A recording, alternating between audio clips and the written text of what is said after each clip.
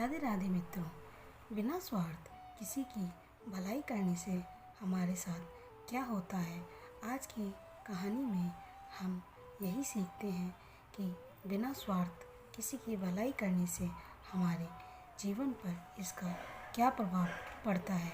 चलिए शुरू करते हैं हमारी आज की कहानी।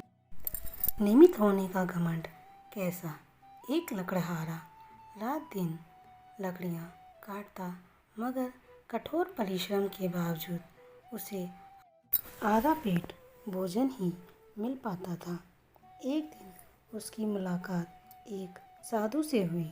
लकड़हारे ने साधु से कहा, जब भी आपकी प्रभु से मुलाकात हो जाए, मेरी एक फरियाद उनके सामने रखना और मेरे कष्ट का कारण पूछना।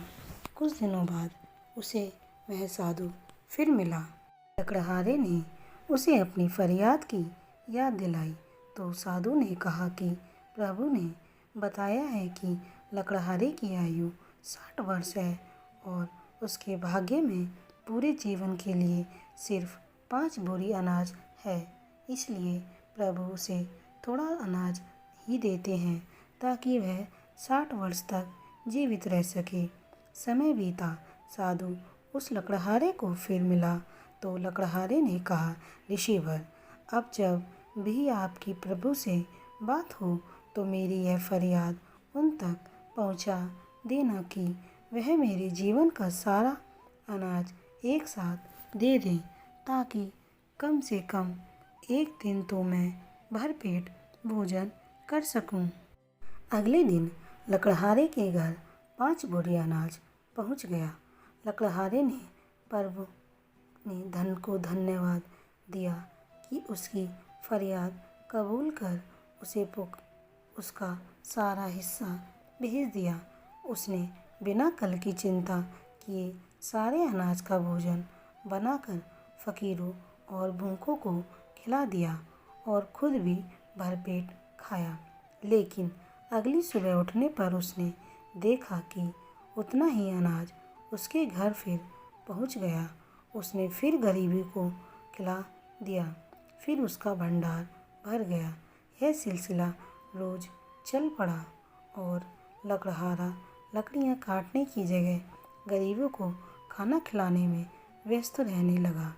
कुछ दिन बाद वह साधु फिर लकड़हारे को मिला तो लकड़हारे ने कहा, ऋषिवर, आप तो कहते हैं कि मेरे जीवन में सिर्फ 5 बोरी अनाज है, लेकिन अब तो हर दिन मेरे घर पर 5 बोरी अनाज आ जाता है।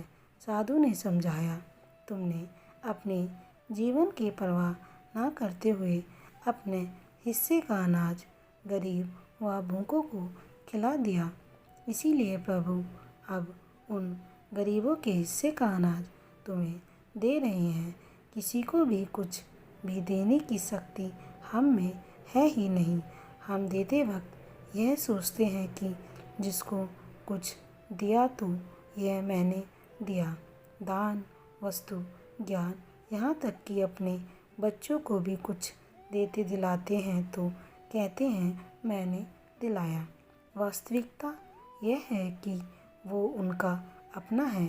आपको सिर्फ परमात्मा ने निमित्त मात्र बनाया है ताकि उन तक उनकी ज़रूरतें पहुँचाने के लिए।